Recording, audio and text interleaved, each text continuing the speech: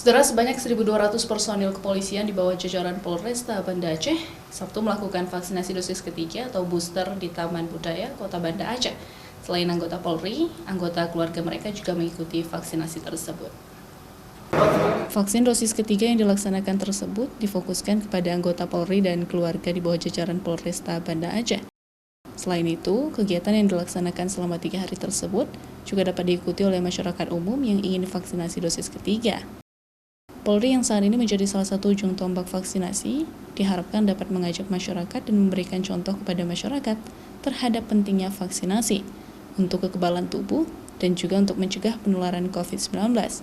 Apalagi saat ini varian baru Omikron sedang meningkat. Vaksin dosis ketiga booster untuk seluruh personil Polresta Banda Aceh. Kegiatan vaksinasi booster ini kepada seluruh personil Polresta Banda Aceh dan keluarga besarnya. Untuk jumlahnya personil Polresta ada 1.200.